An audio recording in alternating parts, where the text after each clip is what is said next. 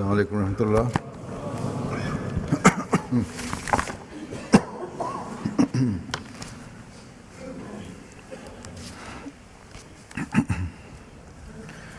أشهد أن لا إله إلا الله وحده لا شريك له وأشهد أن محمدًا عبده ورسوله أما بعد فأعوذ بالله من الشيطان الرجيم بسم الله الرحمن الرحيم الحمد لله رب العالمين الرحمن الرحيم مالك يوم الدين إياك نعبد وإياك نستعين اهدنا الصراط المستقيم صراط الذين أنعمت عليهم غير المغضوب عليهم ولا الضالين.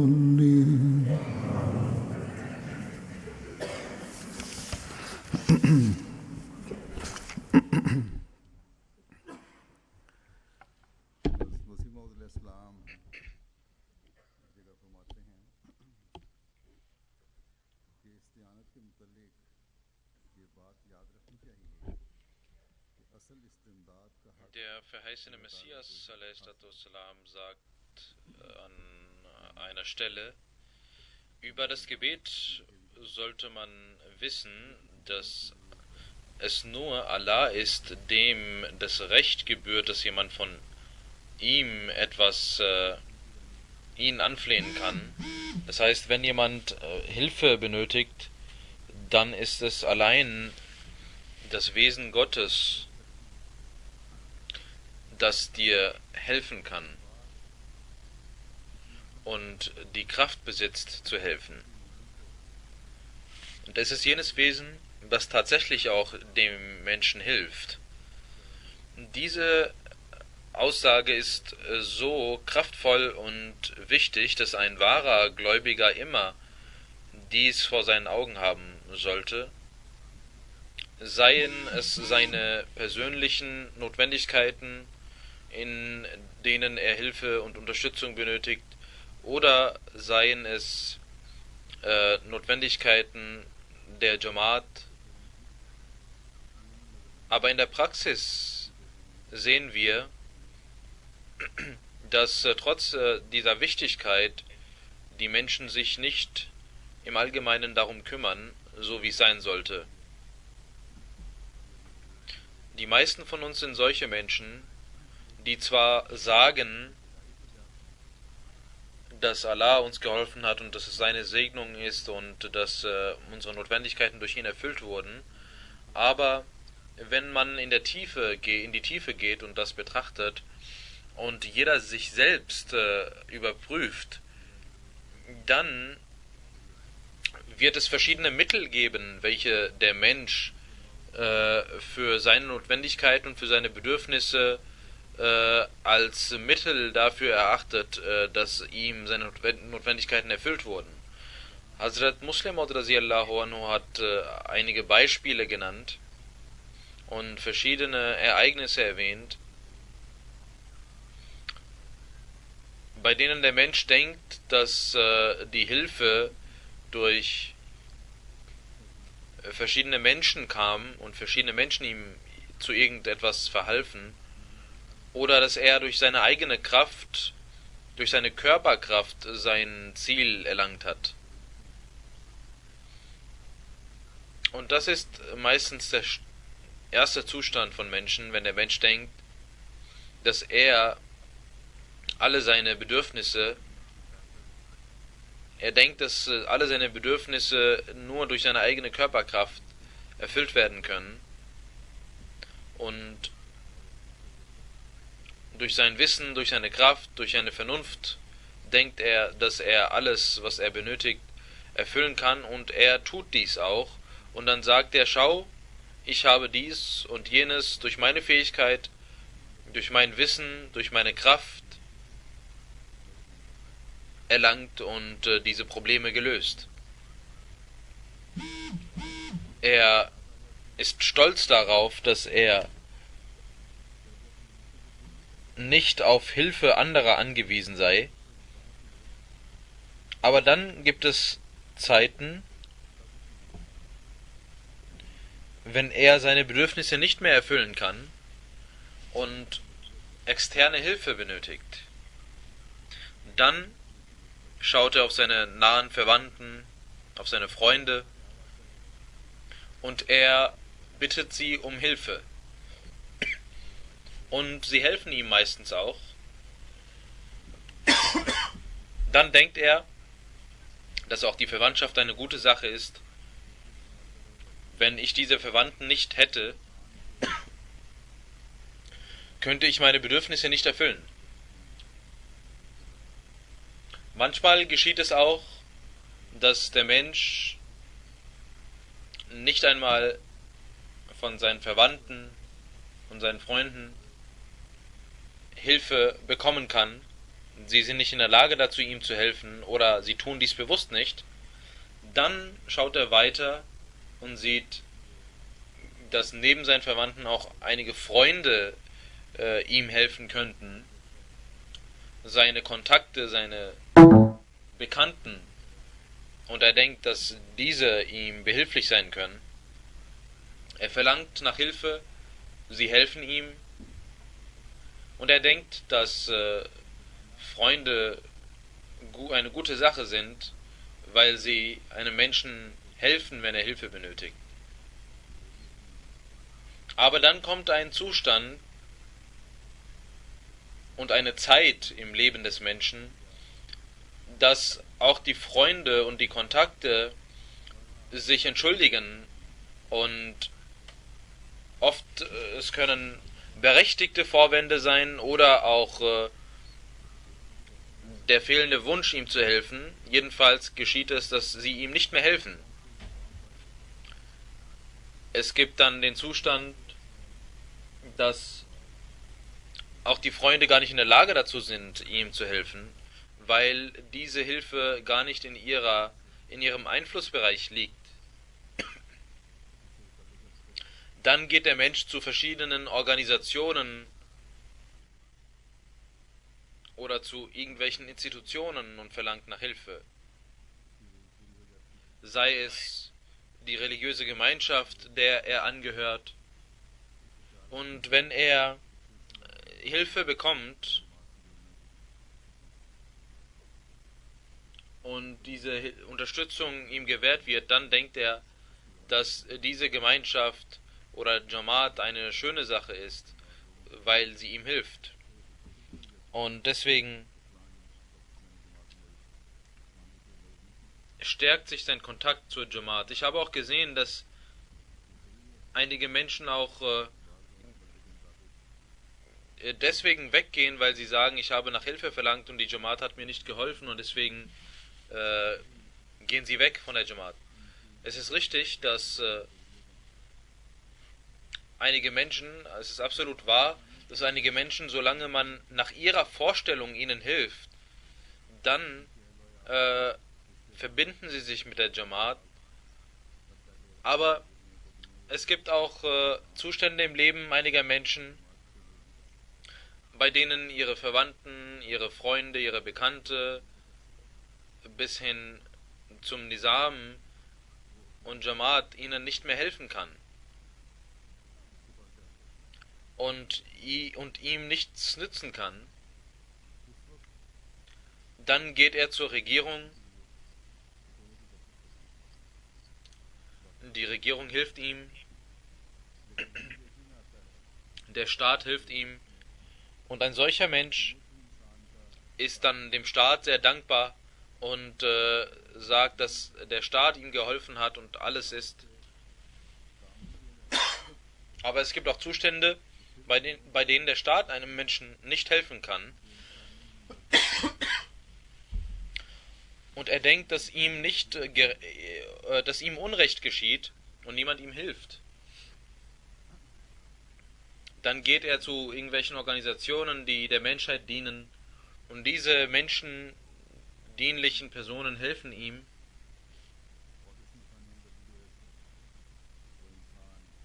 Und das Mitleid zu anderen Menschen ist es, was dann dazu führt, dass man Menschen hilft.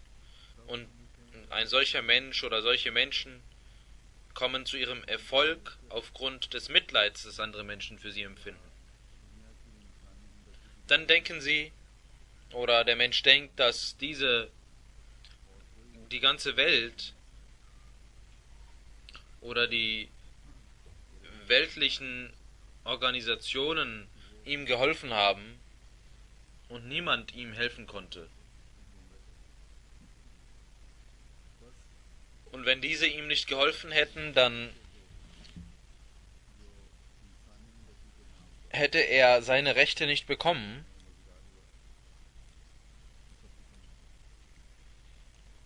Diese weltliche Organisation erachtet er als sein ganzes und sein wichtigstes, das er hatte. Heutzutage ist es so, dass auf globaler Ebene und auf nationaler Ebene solche Organisationen arbeiten für die Menschen und es gibt auch juristische Vorgehensweisen und rechtliche Auseinandersetzungen zwischen diesen Organisationen und einigen Regierungen sogar, wenn einigen Menschen ihre Rechte nicht gegeben werden. Es gibt auch Organisationen, die mit Mühe den Menschen helfen und sehr viel Mühe und Fleiß aufwenden für die Menschenrechte. Aber man kann auch nicht ausschließen und man kann es nicht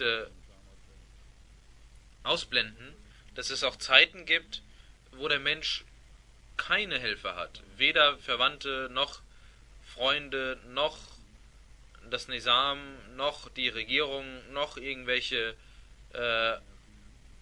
Organisationen können ihm helfen oder ihm zum Erfolg führen.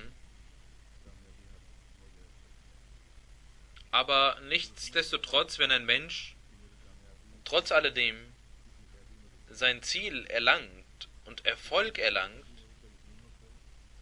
dann denkt er, dass mein Erfolg aufgrund von irgendeiner ungesehenen und übernatürlichen Kraft zusammenhängt, und je mehr er daran glaubt, desto mehr glaubt er daran, dass Gott ihm geholfen hat. Wir haben eben über weltliche Organisationen kurz etwas gehört. Die Ahmadis in verschiedenen Ländern haben damit zu tun, auch die Asylanten, die in verschiedenen Ländern Asyl beantragt haben. Es gibt viele Organisationen, es gibt eine große Organisation der Vereinten Nationen, die auch versucht, durch Mitleid auch sich mit Regierungen anzulegen, aber selbst solche Organisationen finden bei manchen Regierungen kein Gehör. Wenn solche Zustände vorherrschen und auch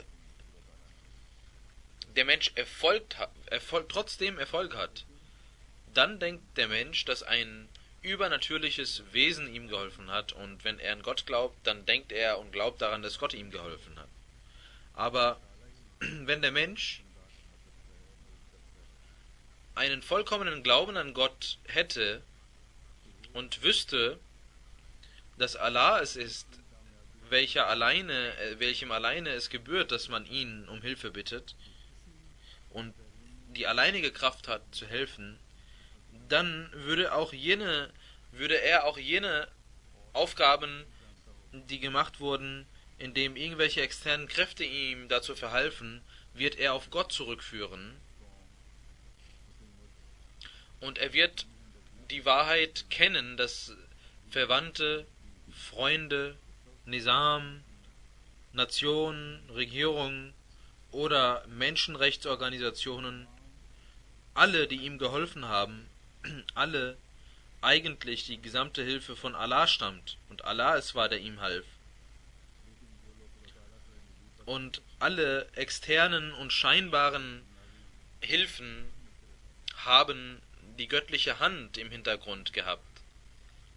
Doch solche Menschen, die keine Bindung zu Gott haben, sie denken, dass weltliche Mittel alles sind, was es gibt, und sie beschränken sich auf diese und schauen nicht auf Gott. Doch wenn diese Mittel nicht zum Erfolg führen, dann denken sie an Gott.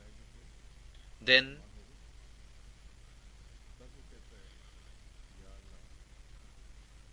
sie haben gar keine andere Wahl, als an Gott zu denken, weil alle weltlichen Mittel verwendet wurden und ihm nicht geholfen haben. Deswegen denkt er an Gott und sagt, oh Allah, oh Gott, du bist es, der mir nun helfen kann und keiner hat mir geholfen. Du bist der Herrscher und die Ursache aller Kräfte und aller Preis gebührt nur dir. Das ist also auch ein Beweis dafür und zeigt, dass die größte Regierung und die größten Versuche und die größten Organisationen nur eine beschränkte Kraft besitzen und Macht besitzen. Und diese weltlichen Mittel haben eine begrenzte Möglichkeit und sind nach einer gewissen Zeit und nach einem gewissen Umfang machtlos. Ich habe eben gesagt, dass solche Menschen, die nicht fest an Gott glauben, sich nur auf weltliche Mittel beschränken und dies als ihr Ganzes sehen. Aber wenn diese Mittel nicht erfolgreich sind, dann gehen sie zu Gott. Aber solche Menschen, die keine feste Bindung zu Allah, zu Gott haben, es sind nicht nur die, sondern auch der Koran sagt, der heilige Koran sagt, dass selbst Atheisten und Götzendiener irgendwann, wenn ihnen alle Mittel fehlen, plötzlich zu Gott gehen. Allah sagt also im heiligen Koran,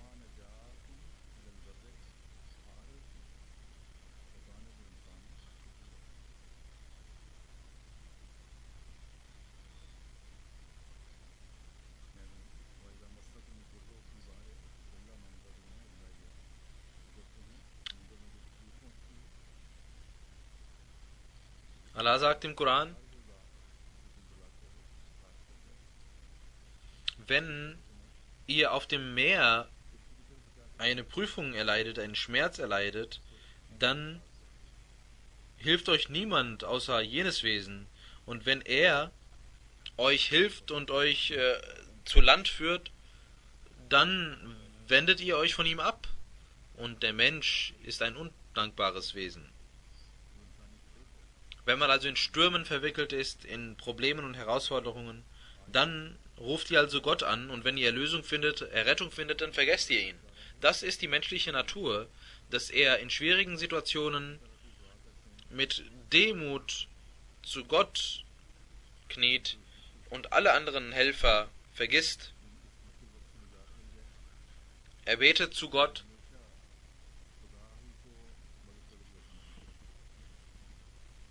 Die Menschen beten dann zu Gott, O Allah, wenn du uns errettest, dann werden wir immer dich als den Erretter und den Erlöser für ewig erachten und nur zu dir flehen. Aber nachdem ihnen dann Frieden gewährt wird, kehren sie zurück zu der Weltlichkeit, Hochmut, Stolz entsteht wieder in ihnen. Der Mensch ist also ein sehr undankbarer und egoistisches Wesen. Aber die Gnade Allahs ist so groß, dass trotz des Wissens, dass wenn Allah weiß, dass sie, wenn sie das Land sehen, wieder weggehen werden und diese Demut und diese Gebete sind nur temporär. Trotz dieses Wissens hilft Allah diesen Menschen, die zu ihm beten, und er rettet sie. Die Menschen sagen, dass Gott bewahre Gott tyrannisch sei. Hazrat Muslim anhu, zweite Kalif, hat ein Ereignis zitiert über solche Menschen, die nicht mehr an Gott glauben, aber in schwierigen Situationen von ihrer Zunge, von ihrem Mund der Name Gottes herauskommt.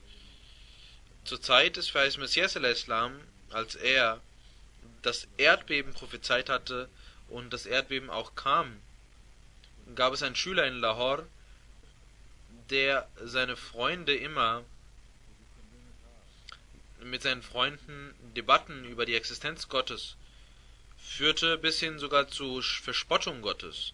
Aber während des Erdbebens war er in einem Zimmer und er spürte, dass die Decke nun herunterfallen würde. Und er war der Überzeugung, dass keine Kraft ihm helfen kann und ihm dabei helfen kann, dass diese Decke herunterfällt. Er war ein Hindu und sagte spontan Ram Ram, also oh Gott, oh Gott. Am nächsten Tag fragten ihn seine Freunde, was war denn in dir geschehen? Du glaubst doch gar nicht an Gott. Warum hast du Ram Ram gesagt? Oh Gott, oh Gott. Für die Hindus ist Ram der höchste Gott. Er sagte, ich weiß nicht, was mit mir passierte. Ein Schatten fiel über meine Vernunft. Aber die Wahrheit ist, dass es der alleinige Zeitpunkt war, als seine Vernunft arbeitete. Und als alle Mittel ihm verborgen erschienen und unnütz erschienen, sah er nur ein Mittel, nämlich die Ursache aller Kräfte und der Herrscher aller Kräfte, Gott, und er sah kein anderes Wesen als Gott, welches ihm helfen konnte. Solange der Mensch also andere Mittel sieht und seine Arbeiten gemacht werden, kümmert er sich um diese Mittel. Und wenn andere Mittel nicht mehr vorhanden sind, er sie nicht mehr sieht,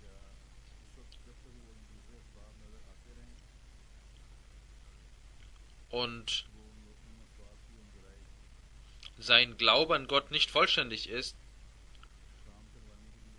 wenn er diese Mittel sieht, dann verlässt er sich auf diese Mittel und möchte seine Arbeiten durch diese Mittel getan haben und bedient sich verschiedener Sünden und tut anderen auch Unrecht an. Aber wenn er keinen sieht, dann ruft er Gott an. Wenn er von allen Seiten verzweifelt ist und kein Mittel ihm hilft, dann geht er zu Gott. Dann ruft er Gott an. Dann lobpreist er Allah. Dann zeigt er Demut vor Gott. Genauso gibt es ein anderes Ereignis, das Hazrat Muslim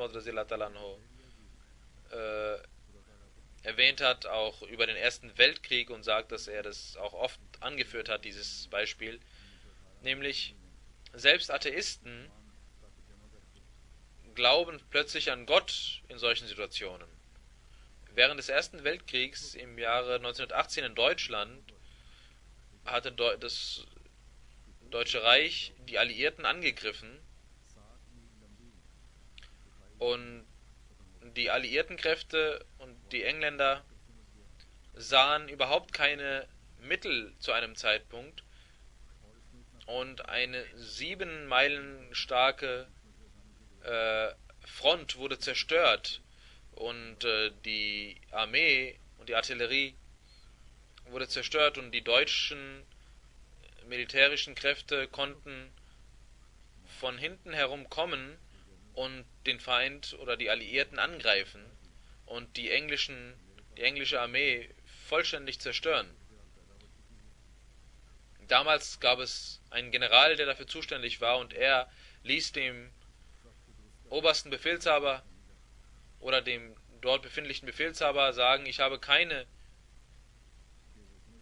Dem obersten Befehlshaber ließ er sagen, dass ich hier keine Soldaten mehr habe und ich nicht mehr in der Lage bin, dieser Situation gerecht zu werden. Das war ein Zeitpunkt, als die Menschen dort dachten, dass sie heute vernichtet werden würden und England und Frankreich nicht mehr vorhanden sein würden. Und als dieses Telegramm an den obersten Befehlshaber kam, dass jetzt die Zerstörung vorherrscht, und der Premierminister war in einer Sitzung mit seinen Ministern und beriet sich mit seinen Ministern, als er diese Nachricht erfuhr. Was konnte der Premierminister anderes machen? Es gab keine Armee, die er noch hatte, zusätzlich. Und auch wenn er eine hätte, hätte sie nicht so schnell diesen Ort erreichen können. Hazrat Muslim Maud sagt, dass Europa zwar christlich ist, aber wenn man tief betrachtet und schaut, dann sind die meisten Menschen keine Christen mehr, sondern Atheisten, auch wenn sie sich als Christen bezeichnen. Und heutzutage ist das sogar so, dass 80% der Menschen praktisch Atheisten sind und selbst auch bekannt geben, Atheisten zu sein. Aber jedenfalls damals sagt also Muslim Maud schon, dass diese Europäer, die sich als Christen bezeichnen, in der Regel materielle Leute sind und gar nicht an Gott glauben und sich auf ihre Mittel verlassen. Und eine solche Gesellschaftsschicht, die regiert, die oben ist, sie verlässt sich sowieso auf ihre Mittel und auf ihre Kraft.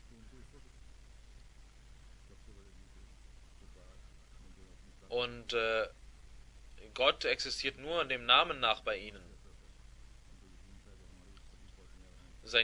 Der größte Regierungsvertreter, der Premierminister, sah dies und er war immer stolz auf seine Macht und auf seine Armee und dachte, dass die Alliierten gewinnen würden.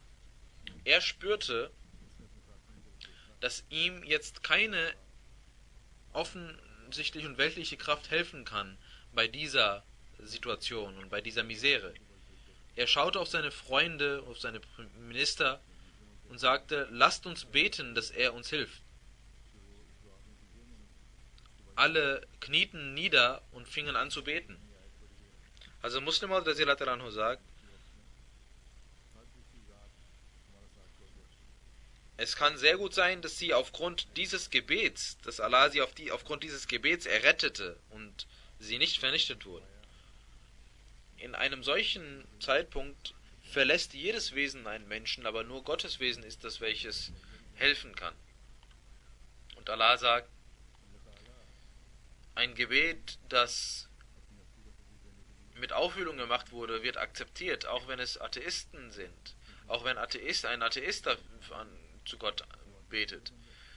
Selbst diesen Menschen zeigt Allah Zeichen seiner Existenz. Wenn es in seinem Schicksal liegt, dann wird er dies akzeptieren. Und es gibt auch heutzutage viele Atheisten, die aufgrund eines Zeichens dann plötzlich anfangen, an Gott zu glauben.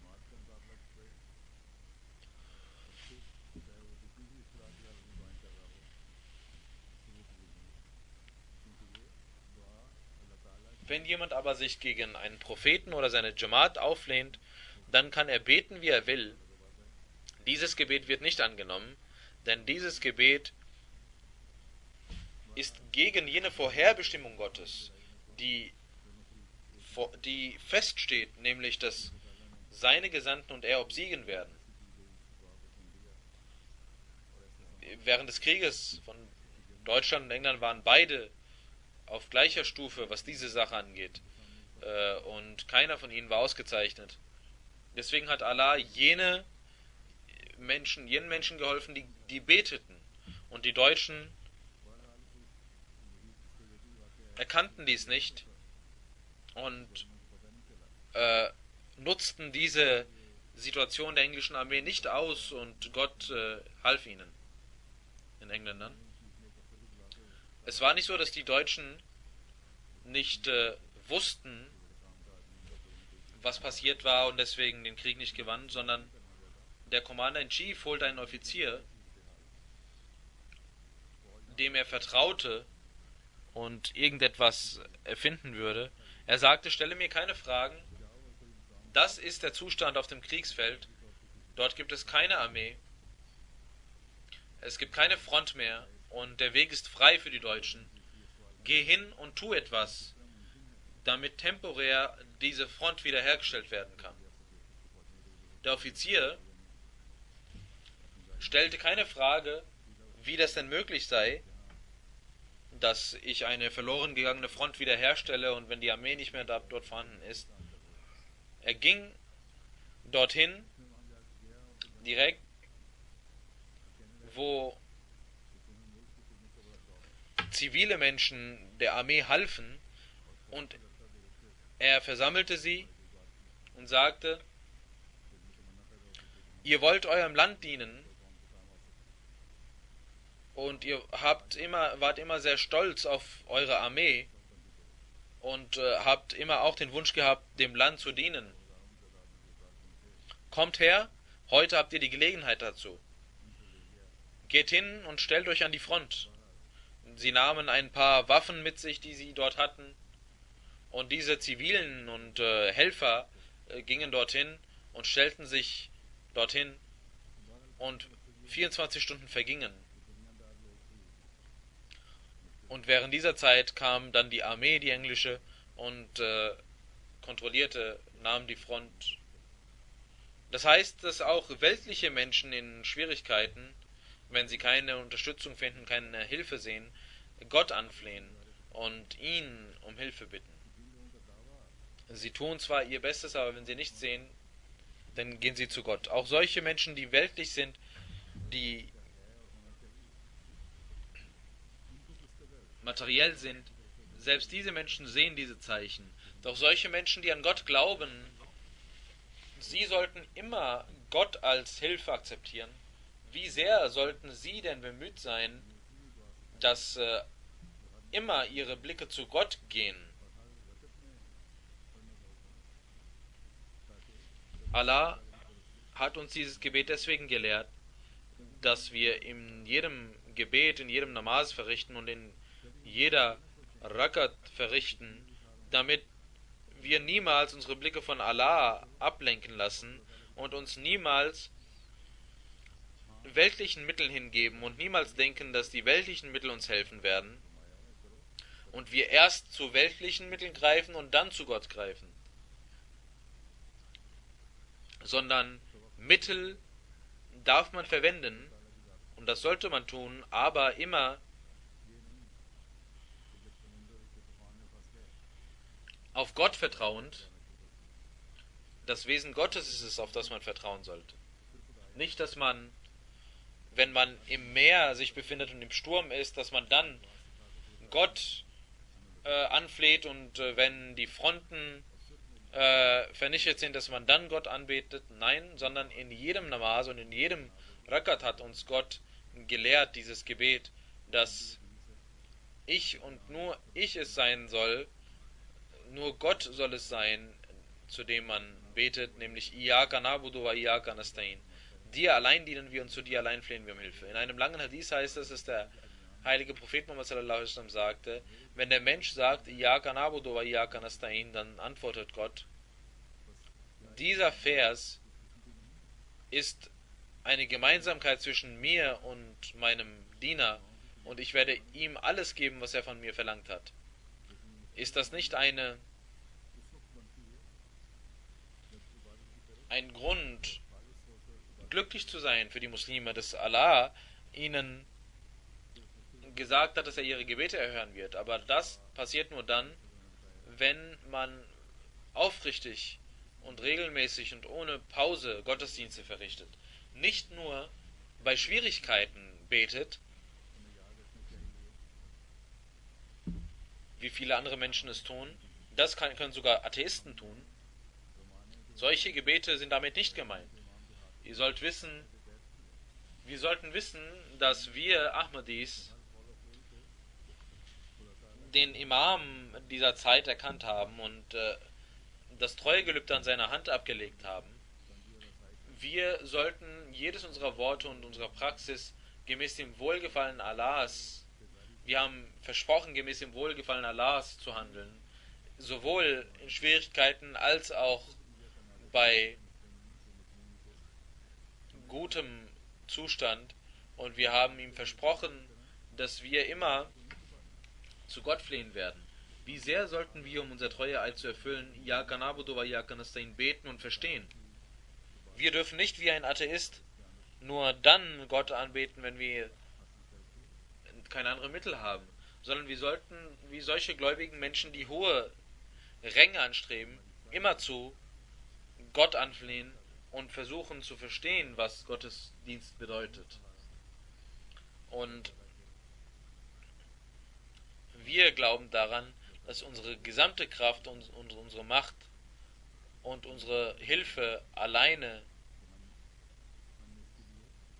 bei Gott liegt und darin liegt, dass man Gott anfleht und vor ihm niederkniet. Wir sollten überprüfen, was wir dafür tun müssen und was wir dafür tun. Sind unsere Gebete und unsere Erflehung nach Hilfe zu Gott, sind diese Niveaus so weit, wie Allah es von uns verlangt?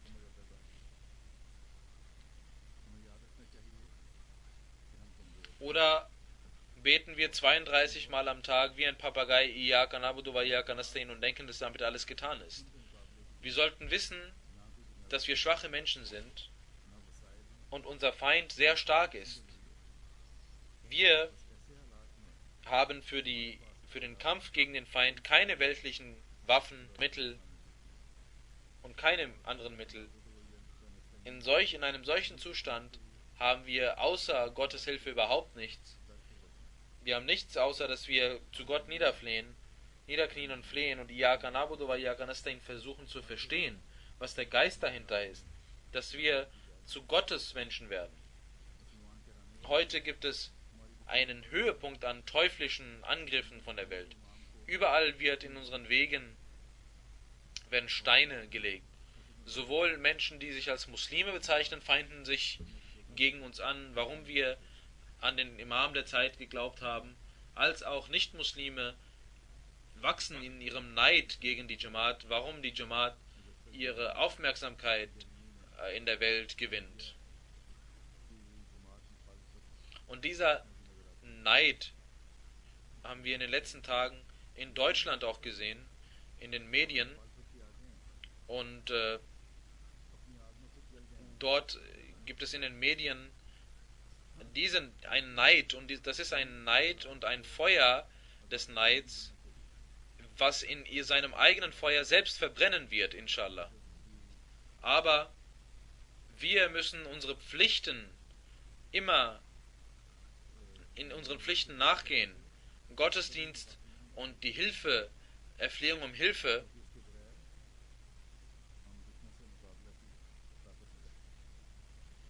wir dürfen niemals davon ablassen, denn ohne dies können wir gegen unseren Feind nichts tun.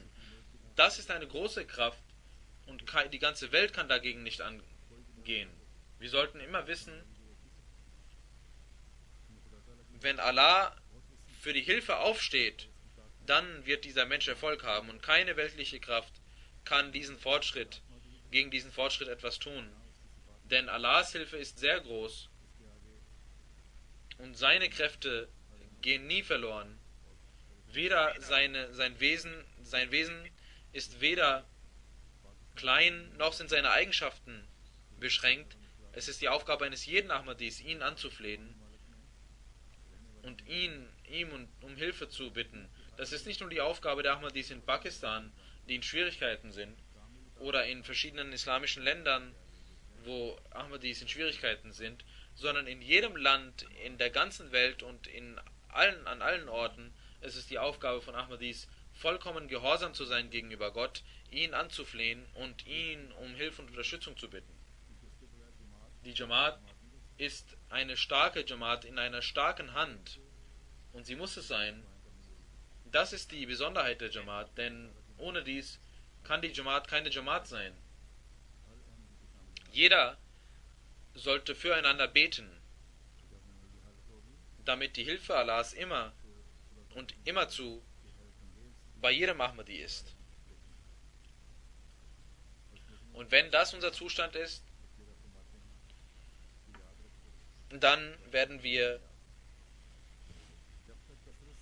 großartige Zeichen sehen, wie Allah uns hilft. Der verheißene Messias al-Islam sagt, wisset, dass Allah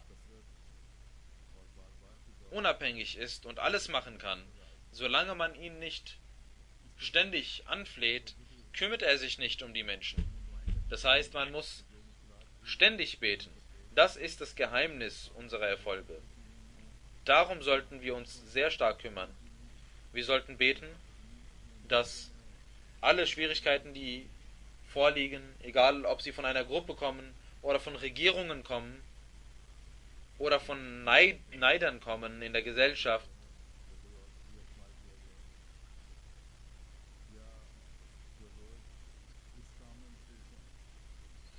ob die Medien dafür verwendet wurden oder andere Mittel, oder solche Menschen, die ständig darin bemüht sind, der Jamaat zu schaden, im Ruf der Jamaat zu schaden. Möge Allah uns gegen diese Menschen helfen. Und wir glauben an keine andere Hilfe als an der Hilfe Allahs. Wir sollten beten, wenn unsere Schwächen es sind, die dazu führen, dann, O Allah, vergib uns und zeige Gnade zu uns und nimm die und sei mit uns zufrieden und nehme deine Unzufriedenheit von uns weg und führe uns zu jenen Menschen, mit denen du zufrieden bist. Der verheißene Messias al-Islam sagt, schaut, Allah hat uns gelehrt, dass wir Iyaka na'budu beten sollen. Und es war möglich, dass der Mensch auf seine eigene Kraft vertraut und Gott verlässt.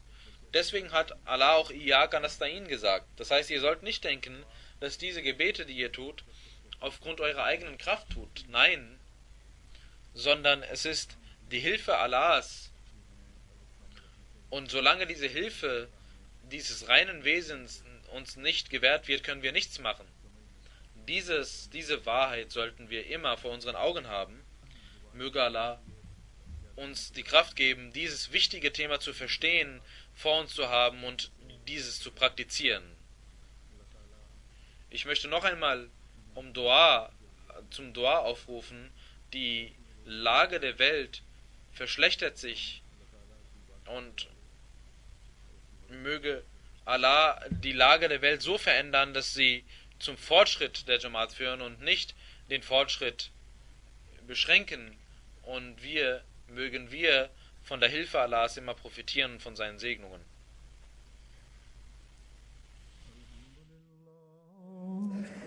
Alhamdulillah nahmaduhu wa nasta'inuhu wa nastaghfiruh wa nu'minu bihi wa natawakkalu alayhi wa na'udhu billahi min shururi anfusina ومن سيئات أعمالنا من يهده الله فلا مضل له ومن يضلل فلا هادي له ونشهد أن لا إله إلا الله ونشهد أن محمدا عبده ورسوله عباد الله رحمكم الله إن الله يأمر بالعدل والإحسان